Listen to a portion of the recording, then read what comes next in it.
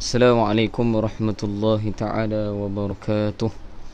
Ila hadratin Nabiyyil Mustafa sallallahu alaihi wasallam wa ila azwajihi wa dhurriyyatihi wa ila ashabihi wa ila at-tabi'in wa ila at-tabi'ut tabi'in wa ila al-ulama wal nuqaba wal nujaba wa ila awliya'is salihin وإلى آبائنا وأمهاتنا وإلى المسلمين والمسلمات والمؤمنين والمؤمنات وخصوصا إلى مؤلف الكتاب بسير الفاتحة.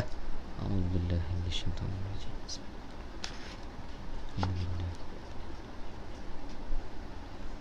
مالك يوم الدين الصراط المستقيم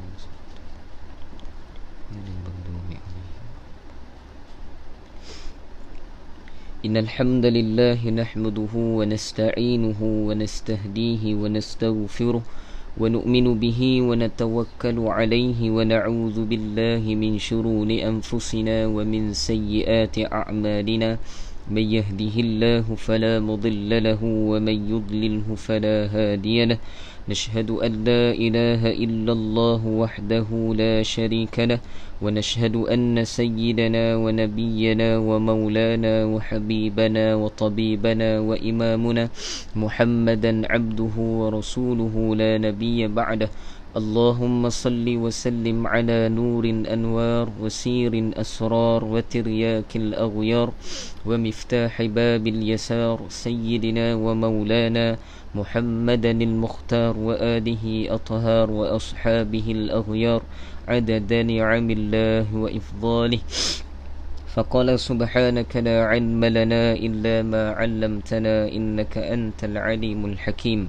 فقال رب اشرح لي صدري ويسر لي أمري واحلل عقدة من لساني يفقه قولي.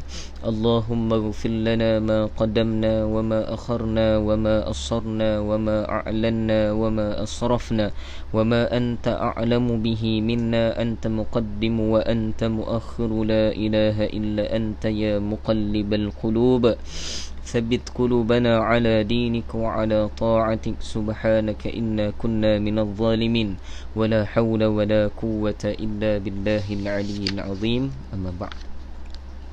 Sahabul Fadilah, para alim ulama, para asatizah yang saya muliakan, keluarga saya di hadapan ni, terutama pada bunda saya yang tercinta ni, semoga Allah Subhanahu wa taala memberi afiah, memberi ketenangan yang berpanjangan insya-Allah. Dan saya muliakan barisan penonton di Facebook Live Madrasah Ar-Raudah ni.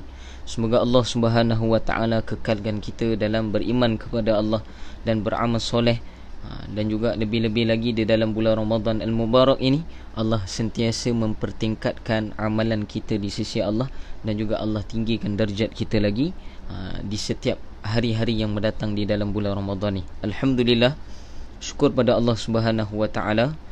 Hari ni dah hari ke-13 dah kita berpuasa. Pejam celik dah 13 dah.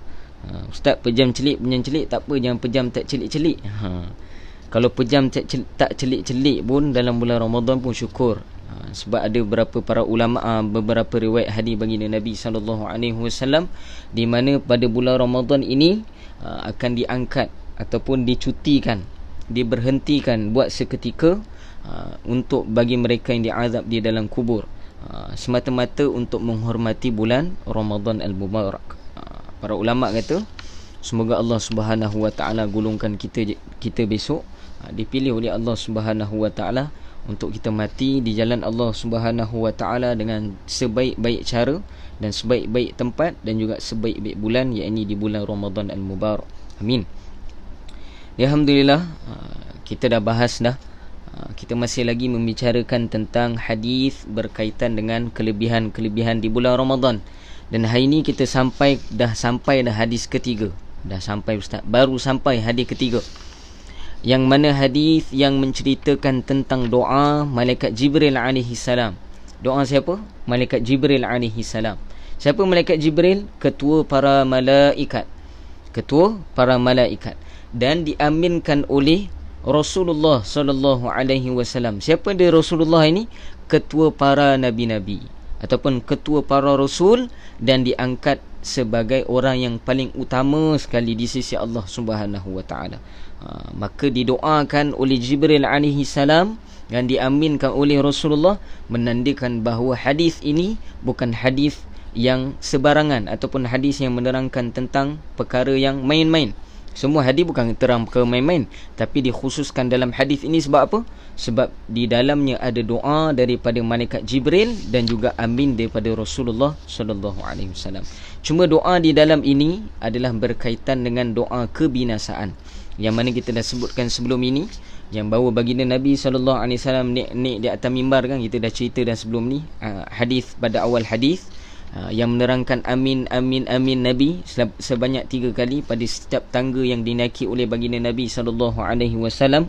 Yang mana amin pertama Nabi adalah kepada mereka yang didatangkan, yakni golongan pertama, yakni apabila datang bulan Ramadan padanya, akan tetapi dia masih tidak diampunkan oleh Allah Subhanahu wa taala. Ini kita dah bahas dah.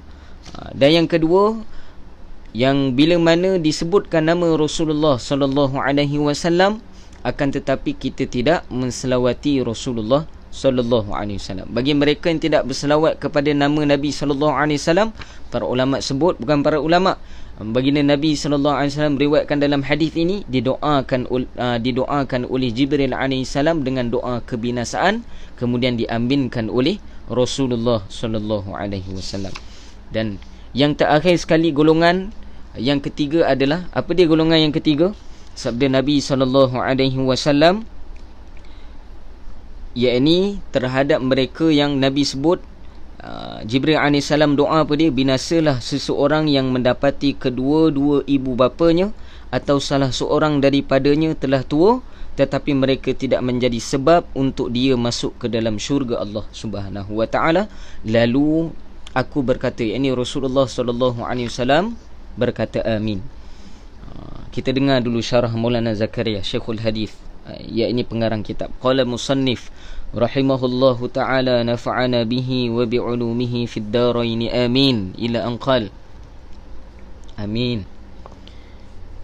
Golongan ketiga ialah seseorang yang kedua-dua ibu bapanya atau salah seorang daripada mereka telah tua, tetapi dia tidak berkhidmat kepada mereka sebaik mungkin, sehingga dengan sebab khidmatnya itu dia berhak memasuki syurga. Di sini jelas bahawa satu amalan yang jelas Nabi sebut, satu-satunya, bukan satu-satulah, salah satu daripada amalan yang dipermudahkan masuk ke dalam syurga Allah Subhanahu wa taala adalah melalui jalan berkhidmat kepada kedua ibu bapa. Kita baca dulu hadis. Penekanan terhadap menunaikan hak-hak ibu bapa dinyatakan dalam banyak hadis. Para ulama menulis bahawa antara hak-hak mereka ialah, antara hak-hak ibu bapa ini disyarahkan oleh Maulana Zakaria apa dia? Yang pertama, penting untuk mentaati mereka dalam perkara yang dibenarkan oleh syarak. Pertama sekali, mentaati kedua ibu bapa dengan syarat setiap perintah tadi bertepatan dengan syariat agama Allah Subhanahu wa taala. Sebagai contoh, kalau mak ayah minta untuk minum arak, maka para ulama kata tidak boleh menuruti perintah itu. Sebagai contoh, mak ayah suruh jangan kamu solat ataupun jangan belajar mengaji agama. Mengaji agama ni tak ada masa depan. Ini bukan mentaati pada syariat agama Allah Subhanahu wa taala. Kemudian, dan dituliskan juga supaya tidak berlaku biadab terhadap mereka. Jangan bertemu mereka dengan keadaan takabur walaupun mereka seorang musyrik. Ni adab yang Maulana Zakaria sarankan ataupun ditulis dalam kitab-kitab adab. Banyak kitab-kitab adab kalau kita nak nakalkan di sini, yang mana tidak boleh mengadap kedua ibu bapa kita dalam keadaan takabur walaupun mereka musyrik. Meskipun mereka musyrik, kata Maulana Zakaria. Kalau musyrik pun tak boleh, apatah lagi yang beriman. Kadang-kadang di kalangan kita ni anak-anak yang berjaya, ada di kalangan kita yang berjaya lah, dapat PhD kan, berjaya pada sudut pandangan dunia. Ni kita berjaya jadi doktor, jadi apa lagi, jadi askar kan, major lah, apa lagi, kapten, semualah, jadi inspektor dan sebagainya. Kadang-kala bila kita menghadap mak ayah kita, walaupun mak ayah kita kata mak ayahku ni SPM pun tak ada ni, para ulama kata ini salah satu daripada ciri-ciri mereka yang su'ul adab terhadap kedua ibu bapanya, dan tergolong dalam mereka yang didoakan binasa oleh Jibril alaihissalam.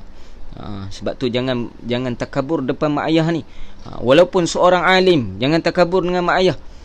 Kita tahu ayat tu ayat ini, kita tahu hadis tu hadis ni. Saya cakap untuk diri saya ni lah. Jangan tunjuk alim depan mak ayah ni. Para ulama sebut ni salah satu su'ul adab kita. Saya cakap untuk diri saya ni, semoga saya sini dapat amalkan apa yang saya cakap. Dan juga Maulana Zakaria sebut jangan meninggikan suara lebih daripada suara mereka. Para ulama kata ini adab yang sangat penting, yang mana kita tahu kan Allah sebut dalam Quran, wala ufin, walaupun mengatakan uf ni apa, ish, bercakap kepada mak ayah, itu pun tidak boleh, tidak dibenarkan oleh syariat agama Allah Subhanahu wa taala. Cuma sini disandarkan. Lepas ni saya akan syarah, kita baca dulu.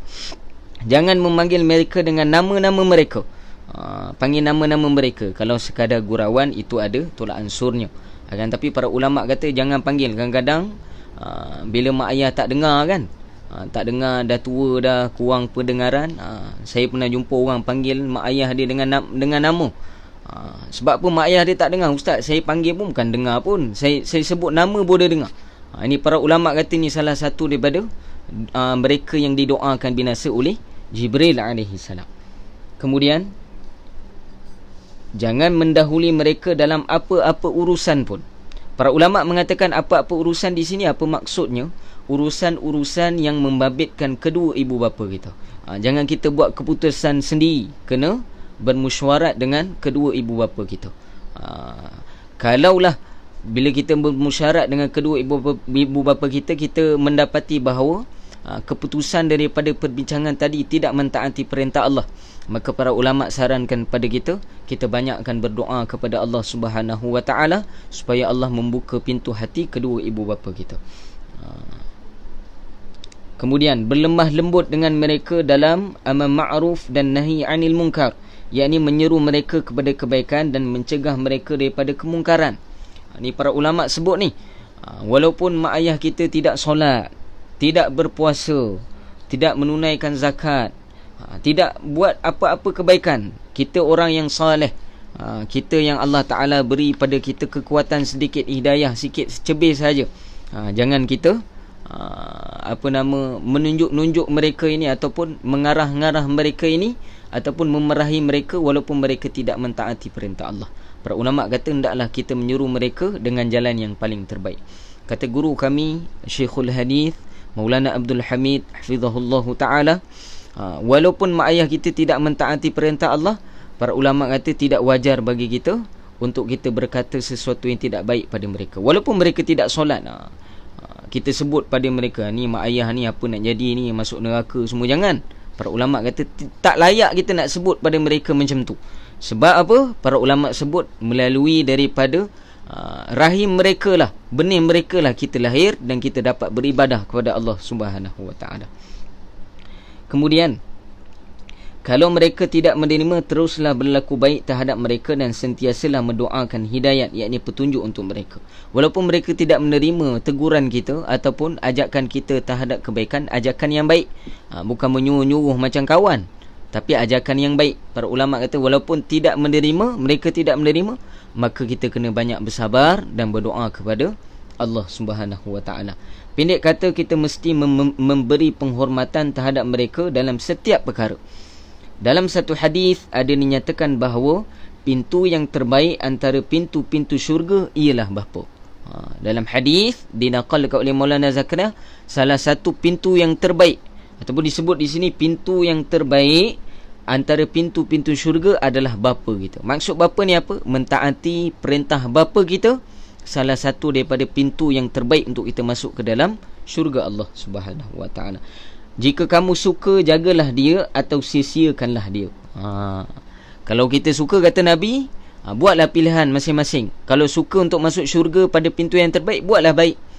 Kalau tak nak, sia-siakanlah mereka ini. Kemudian seorang sahabat radhiyallahu anhu telah bertanya kepada Nabi SAW, apakah hak kedua-dua ibu bapa? Baginda SAW telah bersabda, mereka adalah syurgamu ataupun nerakamu. Tahap mak ayah ni apa dia? Mereka adalah syurga ataupun neraka gitu. Satu hadis lain menyatakan bahawa pandangan seorang iaitu keredaan mereka adalah syurga dan kemarahan mereka adalah neraka. Ini disyarahkan. Satu hadis lain menyatakan bahawa pandangan seorang anak yang taat dengan penuh kasih sayang terhadap bapanya ataupun terhadap ibunya menjanjikan pahala satu haji yang makbul. Ni dalam hadis ni Nabi sebut seorang anak yang soleh apabila melihat kedua ibu bapanya dengan pandangan kasih sayang, dengan pandangan rahmat, akan dikira dengan pandangan tadi, dikira seumpama dia menunaikan satu haji dan umrah yang makbul di sisi Allah Subhanahu wa taala. Dapat pahala haji umrah melihat mak ayah gitu. Dan juga para ulama sebut dalam beberapa riwayat lain juga sama bagi mak ayah yang melihat kedua ibu bapa, melihat anak-anaknya dengan pandangan rahmat kasih sayang, pahala yang sama juga diberikan oleh Allah Subhanahu wa taala, yakni diberikan ganjaran seumpama dia melakukan ataupun menunaikan haji dan umrah yang makbul di sisi Allah Subhanahu wa taala. Dalam satu hadis Nabi SAW bersabda, semua dosa selain syirik akan diampunkan. Semua dosa selain daripada syirik akan diampunkan sekiranya dikehendaki oleh Allah Ta'ala. Tetapi dosa menderhakai kedua ibu bapa akan mendatangkan bala sebelum mati di dalam dunia ini lagi. Nabi sebut dosa dengan mak ayah ini, dia bukan saja dibalas di akhirat nanti, bahkan Allah mempercepatkan balasan itu di dunia ini lagi. Para ulama kata kalau kita lihat dalam kehidupan kita sempit, kita lihatlah bagaimana layanan kita terhadap kedua mak ayah kita. Para ulama sebut benda ni penting, sebab ada kalam ulama yang menyebut layanilah kedua ibu bapa kamu, layanilah kedua ibu bapamu termulia, nescaya rezeki kamu seperti para raja. Itu kalam para ulama. Layanlah mak ayah dengan layanan yang termulia, maka rezeki kita ini akan direzekikan oleh Allah Ta'ala seperti para raja. Maksud dia apa? Akan diperluaskan oleh Allah Ta'ala terhadap diri kita bagi mereka yang mentaati kedua ibu bapa, melayani mereka dengan baik. Maka para ulama kata akan diluaskan oleh Allah Subhanahu wa Ta'ala, yakni diperluaskan rezeki daripada Allah Subhanahu wa Ta'ala seperti para raja-raja. Masya Allah. Kita bacakan dulu. Seorang sahabat telah berkata, saya ingin berjihad. Rasulullah SAW telah bertanya, adakah ibumu masih hidup? Beliau menjawab, ya, masih hidup ya Rasulullah. Baginda SAW telah bersabda, berkhidmatlah kamu kepadanya kerana syurga untukmu di bawah kakinya. Dalam satu hadis yang lain dinyatakan bahawa keredaan Allah Ta'ala adalah di dalam keredaan seorang bapa dan kemurkaan Allah Ta'ala adalah dalam kemarahan seorang bapa. Dan banyak lagi riwayat yang menyatakan tentang kepentingan dan kelebihan berkhidmat kepada kedua-dua ibu bapa. Maksud bapa kat sini ibu bapa lah. Mereka yang telah cuai dalam perkara ini disebabkan sesuatu kelalaian tertentu dan sekarang kedua-dua ibu bapanya sudah tiada lagi, maka dalam syariat kita yang suci masih lagi ada jalan keluar. Para ulama sebut walaupun dalam kehidupan dunia kita, waktu hidupnya kedua ibu bapa kita, kita tidak dapat berkhidmat padanya. Mungkin kita di kalangan orang yang derhaka pada kedua ibu bapa. Ustaz, macam mana ni, mak ayah saya dah meninggal ni, saya tak mampu nak khidmat lagi pada mereka, saya tak mampu lagi nak jadi anak yang taat pada mereka. Lepas tu jelas pada saya pula orang yang dia jelas nampak pada diri saya seorang anak yang derhaka. Macam mana jalannya? Para ulama ajar ada jalan dia. Macam mana jalannya? Dikeluarkan satu hadis baginda Nabi SAW. Nabi bersabda, sesiapa yang kedua-dua orang tuanya telah meninggal dunia dalam keadaan dia menderhakai keduanya, hendaklah dia memperbanyakkan doa dan istighfar untuk mereka, dan dia akan dikira sebagai seorang yang taat. Sabda Nabi, kalau mak ayah dah meninggal, kita tak sempat nak khidmat, bahkan kita ini digolongkan dalam mereka yang derhaka pada mak ayah kita, maka macam mana jalan ustaz saya nak keluar daripada kederhakaan ini? Maka sabda baginda Nabi SAW memberikan panduan pada kita, apa dia? Kita banyakkan istighfar dan mendoakan keampunan untuk kedua ibu bapa kita. Dalam satu hadis Yang lain dinyatakan sebaik-baik kebaikan yang dapat dibuat selepas kematian seorang ibu ataupun bapa ialah berlaku baik terhadap teman-teman bapanya ataupun teman-teman ibunya. Di samping kita doa keampunan dan juga beristighfar untuk mereka, maka para ulama kata kita juga perlu banyak membuat kebaikan terhadap kawan-kawan baik ataupun kawan-kawan rapat terhadap mak ayah kita. Siapa? Cari mak ayah kita ni siapa yang dia rapat sebelum ni. Si Fulan bin si Fulan, si Fulanah binti Fulan. Maka kita cari, kita buat baik dengan mereka. Seumpama, kata ulama, kita telah melakukan kebaikan terhadap mak ayah kita. Conclusion, rumusan di sini para ulama sebut apa? Di akhir daripada riwayat ini, kita dapat tahu bahawa ketaatan kepada mak ayah ini adalah salah satu sumber berjayanya seseorang itu di dunia maupun di akhirat. Para ulama sebut nak berjaya di dunia, lihatlah bagaimana kamu khidmat pada mak ayah kamu. Nak lihat kamu berjaya di akhirat, lihatlah bagaimana kamu khidmat pada mak ayah kamu. Dan di sini juga saya nak sentuh satu perkara. Ni kita banyak cerita pasal anak-anak dan juga adab bagi mak ayah. Kata guru kami sewaktu mensyarahkan tentang doa biwalidain, yakni Allahumma ighfir lana dhunubana wa liwalidina warhamhum kama rabbawna saghara. Dia mensyarahkan bahawa kebanyakan daripada anak derhaka ini, ni pada sudut pandangan mak ayah pula. Pandangan mak ayah, bukan anak-anak. Anak-anak tak boleh pandang macam ni. Bagi mak ayah, dia kena lihat pula. Kalau dia mendapati anak-anak dia, anak-anak yang derhaka, tak dengar cakap dia, pertama dia tidak boleh menyalahkan dia tidak boleh menyalahkan keseluruhannya kesalahan itu pada anak dia 100%. Tak boleh salahkan anak dia. Para ulama sebut kerana apa? Semua sifat yang ada pada anak tadi adalah diwariskan daripada sifat ibu bapa itu sendiri. Para ulama kata kalau kita nak melihat bagaimana kehidupan waktu muda kita, kita lihat anak-anak kita macam mana. Itulah kehidupan kita.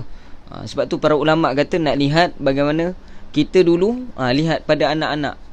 Sebab tu para ulama sebut kalau anak-anak ni baik, dia tak sebut nama anak, dia sebut nama mak ayah. Ni anak siapa ni? Ni anak siapa ni? Siapa mak ayah dia? Kalau buruk pun siapa mak ayah dia ni? Contoh, ni anak ustaz ni. Ustaz tu tak buat salah, yang buat salah anak dia. Ustaz tu yang kena. Sebab apa? Ustaz tu tak pandai didik anak dia. Para ulama sebut kerana apa? Kebanyakan daripada warisan daripada keburukan yang berlaku pada anak tadi adalah kesalahan daripada mak ayah. Dan di sini juga para ulama sentuh bagaimana kita nak mendidik nak mendidik anak-anak kita. Bagaimana? Para ulama kata pertama, perlulah pada sudut mak ayah ini mereka yang memulakan. Bagi mak ayah, ibu bapa, mereka lah patut memulakan. Kalau kita nak anak-anak kita bercakap baik dengan kita, maka kita mulakan dulu dengan bercakap baik terhadap mereka.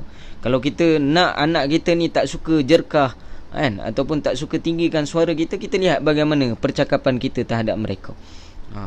Kalau kita lihat mereka ni semuanya adalah daripada refleks ataupun pantulan bagaimana layanan kita terhadap anak kita.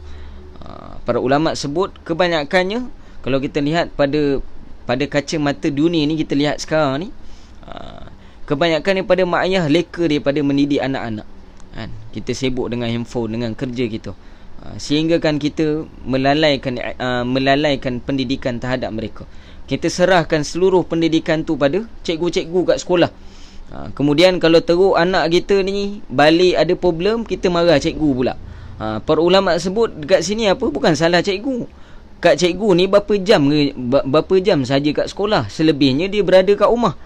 Dan sepanjang hayat hidup dia, bukan sepanjang hayat hidup dia, waktu dia kecil dia akan melihat perbuatan mak ayah mereka. Maka di sinilah berlakunya pembelajaran secara tidak langsung. Mereka akan lihat setiap apa yang diajarkan melalui tindak tanduk mak ayah dia. Maka para ulama sebut perlu adil di sini.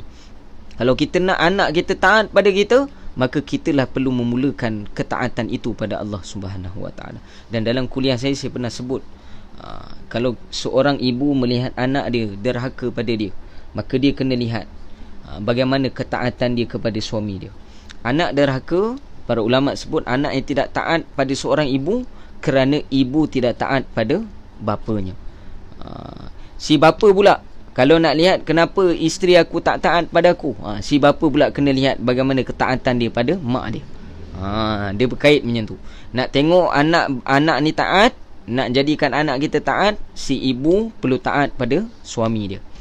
Nak tengok si isteri kita taat pada kita, maka si bapa tadi, si suami kena mentaati ibu dia. Nampak tak? Tak putus. Sebab tu para ulama kata perlunya kepentingan kita ini, kedua-dua pihak. Pada sudut anak, kita tidak sesekali, para ulama ajarkan, tak sesekali kita ini perlu dahaka pada mereka walaupun mereka musyrik. Banyak riwayat kan, kita sebut sempat ke? 25 minit dah. Para ulama sebut, diceritakan dalam Sahihul Muslim, dalam kitab Sahih Muslim tentang masyhur tentang Uwais Al-Qarni. Pernah dengar nama Uwais Al-Qarni? Uwais Al-Qarni ini hidup di zaman Rasulullah, tapi dia tak sempat bertemu dengan Rasulullah. Maka disebabkan tidak pernah ataupun tidak sempatnya dia bertemu dengan Rasulullah dalam hidupnya, maka jatuh martabat dia daripada sahabat, dia jatuh martabat menjadi tabi'in. Akan tapi baginda Nabi SAW, saya ringkaskan kisah. Baginda Nabi SAW pernah bersabda, Nabi bagi tahu sesungguhnya ada seorang yang apabila dia doa di hadapan sahabat ni, apabila dia doa, dia bersumpah, maka setiap sumpah dan doa dia dimakbul oleh Allah. Lalu dia tanya oleh sahabat, siapakah gerangan orang ini? Wahai Rasulullah. Rasulullah sebut Uwais. Sahabat tak kenal Uwais ni sebab bukan di kalangan sahabat waktu tu. Sebab Uwais ni dia datang daripada Yaman ketika itu. Dia tinggal di Yaman. Maka Rasulullah sebut, sungguhnya Uwais ini daripada keluarga Al-Qarni, dan dia tinggal di Yaman sekarang. Disebabkan dia berkhidmat kepada ibunya, dia tidak dapat menghadap dengan aku. Kemudian dalam beberapa riwayat yang lain, Rasulullah SAW perintahkan kepada dua orang sahabat besar. Siapa dia? Pertama Sayyidina Umar, yang kedua Sayyidina Ali karamallahu wajhah. Dua orang sahabat ni diminta oleh Rasulullah SAW seakan-akan memberi isyarat bahawa di zaman Sayyidina Umar lah, Sayyidina Umar akan bertemu dengan Uwais. Rasulullah tak sebut pada Abu Bakar, Rasulullah sebut pada Sayyidina Umar. Apa Rasulullah sebut pada Sayyidina Umar? Wahai Umar, wahai Ali, apabila kamu bertemu dengan Uwais, hendaklah kamu meminta doa keampunan untuk dosa-dosa kamu. Kalau kita bandingkan Sayyidina Umar dengan Uwais, Sayyidina Umar ni siapa? Sayyidina Umar ni dalam riwayat saya pernah sebut dulu, kalau dia lalu satu lorong, syaitan tak berani lalu lorong tu selama 40 hari. Dan dalam riwayat mengatakan, apabila dia tanya oleh Aisyah radhiyallahu anha terhadap Rasulullah, wahai Rasulullah, siapakah orang yang paling banyak amalnya di dunia ni? Siapakah manusia yang paling banyak amalnya di dunia ni? Maka jawab Rasulullah, amalan yang paling banyak, manusia yang paling banyak amalnya di dunia ini adalah Sayyidina Umar radhiyallahu anhu. Sayyidina Umar ni seumpama amalan dia seperti bintang-bintang di langit, punya banyak. Para ulama sebut kalau dibandingkan martabat, tinggi Sayyidina Umar lagi. Akan tapi dengan sebab khidmatnya Uwais Al-Qarni pada ibunya, diperintah oleh baginda Nabi SAW untuk Sayyidina Umar dan Sayyidina Ali untuk meminta doa kepada Uwais Al-Qarni untuk mendoakan keampunan untuk dosa-dosa mereka. Hebat tak hebat? Cerita dia panjang lah. Cerita dia sangat panjang. Di sini mengambil pengajaran bahawa daripada ketiga-tiga hadis baginda Nabi SAW ini, perkara yang sangat-sangat ataupun menjadi keutamaan bagi kita untuk kita dahulukan kedua ibu bapa kita pada hadis yang terakhir ni, riwayat yang terakhir ni, golongan yang terakhir ni, yang mana banyak janji daripada baginda Nabi SAW, sehingga tidak ada perkara lain yang Nabi sebut berkaitan dengan mak ayah ni kecuali syurga. Maksud syurga ni apa? Memang redha Allah Subhanahu wa taala. Wallahu Subhanahu wa taala a'lam. Ada soalan, kalau ibu ayah dah meninggal, adakah sama ganjarannya kalau kita lihat gambar mereka? Para ulama sebut di sini melihat dengan kasih sayang tidak disyaratkan. Kalau dah baca dalam riwayat, tidak disyaratkan melihat dalam hidupnya. Cuma kalau kita faham, lebih baik kita melihat dalam keadaan hidup. Sebab bila dalam keadaan hidup tadi, kita melihat mereka ini dengan penuh kasih sayang. Maka di dalam hadis ini, kalau kita ambil secara umum, tidak dinyatakan dalam hidup ataupun mati mereka. Maka kalau boleh dimisalkan pada kita, bahawa walaupun melihat gambar kedua mak ayah kita, kita melihat dengan penuh kasih sayang, insya-Allah Allah ni tak kedekut macam kita untuk bagi ganjaran pada kita. Maka para ulama sebut, kalaulah dimisalkan hadis ini, sebab tidak diceritakan secara khusus hidup ataupun tidak, maka semoga kita mendapat ganjaran yang sama. Maka bagi mereka yang mak ayahnya telah meninggal dunia, para ulama ajarkan pada kita, selalu kita lazimi diri kita menziarahi kubur mereka. Sebab di kubur mereka inilah, ataupun kalau tak mampu menziarahi kubur mereka, maka setiap daripada lepas solat, kita doakan keampunan untuk mereka. Dan pada hari ini insya-Allah, doa yang saya nak kongsikan, doa harian, tidak lain tidak bukan adalah doa untuk kedua ibu bapa kita. Doa ini bukan di dalam hadis baginda Nabi, akan tapi diajarkan oleh Allah Subhanahu Wa Taala sendiri. Cuma disyarahkan oleh para ulama, ditambah untuk kebaikan kita. Apa dia doa ustaz? Dengan dua versi ataupun dua lafaz. Allahumma ighfirli wa liwalidayya warhamhuma kama rabbayani saghira. Itu bagi mufrad. Maknanya kita dan kedua mak ayah kita saja. Kalau kita nak jamak kan, Allahumma ighfir lana dhunubana wa liwalidina warhamhum kama rabbawna sighar. Dua-dua boleh diamalkan. Kalau menurut pada pandangan saya yang lemah ni, lebih baik kita mendoakan dengan jamak. Sebab keseluruhan daripada ibu bapa yang ada di dunia ni juga kita doakan keampunan untuk mereka, dan khususnya untuk kedua ibu bapa kita. Dan di sini para ulama kata, ajarkan juga, kalau kita nak mudah hidup kita, nak mudah makbul doa kita, nak mudah apa yang kita hajatkan Allah makbulkan, maka di setiap doa kita disarankan oleh para ulama untuk mendahulukan doa kedua ibu bapa. Sebab tu dalam doa-doa, adab kita yang pertama perlu memuji Allah, alhamdulillahirabbil alamin. Yang kedua, selawat kepada Rasulullah, alhamdulillahirabbil alamin, wassalatu wassalamu ala asyrafil anbiya'i wal mursalin sayyidina Muhammadin wa ala alihi wa sahbihi ajma'in. Dan selepas daripada puji Allah, puji Nabi, pertama yang disarankan oleh para ulama apa dia?